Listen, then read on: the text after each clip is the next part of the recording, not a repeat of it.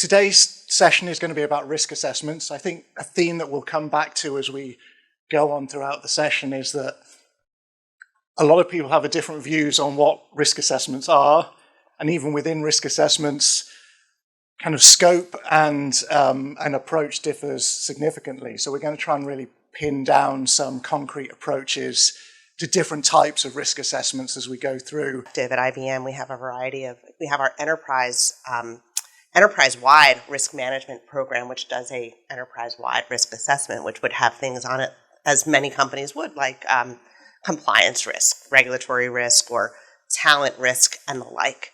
And then you have different functions within different departments, including ours, trust and compliance, which has ours is focused very much on our anti-corruption and anti-bribery perspective from a risk assessment and compliance program self-assessment perspective.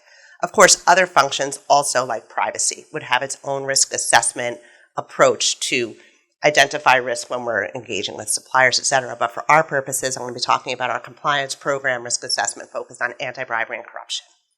So we approach risk from a couple different ways. We have our enterprise risk management organization, and that looks at the risk for us as an organization. And then we have our ethics and compliance risk assessment that we do on an annual basis, and that's done jointly by our team and our internal audit team. And the enterprise risk management organization is within the internal audit department as well. So there's a good collaboration. Starting at the beginning and having kind of a baseline risk assessment for the organization, mapping out for the first time what the organization, where the risks are based on the industry, the geography, and any number of other factors. That can be a really foundational thing before you start building out a compliance program. How do we go about scoping your risk assessment in a way that's manageable and in a way that sets kind of achievable objectives, I guess, in terms of time and money and getting things done and prioritizing things that are going to be important? The first thing I'll say is it's so important to have leadership engagement and senior team engagement. So we've had a risk assessment program for some time. It was largely, I'm going to use the word subjective, in that the folks that participated, particularly managers and directors, we'd say, well, tell me about your program. Do you think it's good? And of course, they're like, yes or no. We moved to a more objective program. And as part of our diligence in doing that, we learned that, we were operating under the assumption that when we spoke to the directors, that they were sharing this knowledge with their SVPs and VPs in their chain. They were not. And so SVPs were like shocked. You mean I own this risk? Well, you're compliance. You own this risk. And so I began evangelizing the 3 lines of defense model. It's like, no. You create the risk, you own the risk. We're compliance, we're here to help you. We're going to assess it. And then where we find gaps, we're going to support you in filling those gaps, but you own the risk.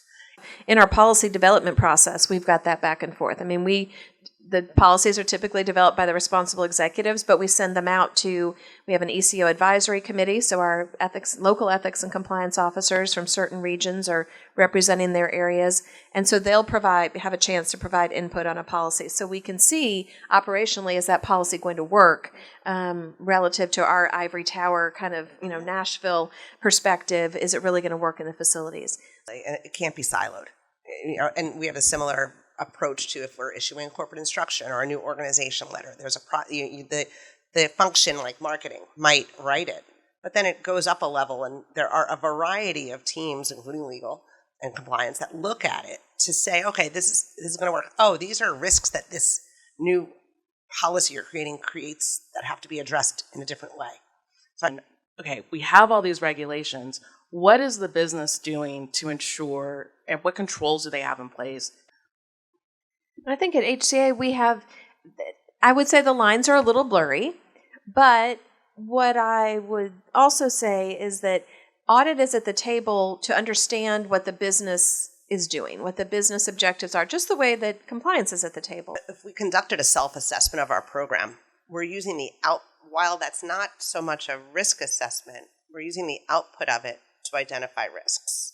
Yeah, I would agree that it's, we do a program assessment and we do these compliance program assessments that we do internally, to look at how well are we performing relative to some standards, some sort of measurement criteria. And then risk, we're really looking at, and for us, again, it's because so much of it is external, being in a highly regulated industry, we're looking to see, do we know what all our risks are? And how have we prioritized the work that we're going to do to respond to those risks?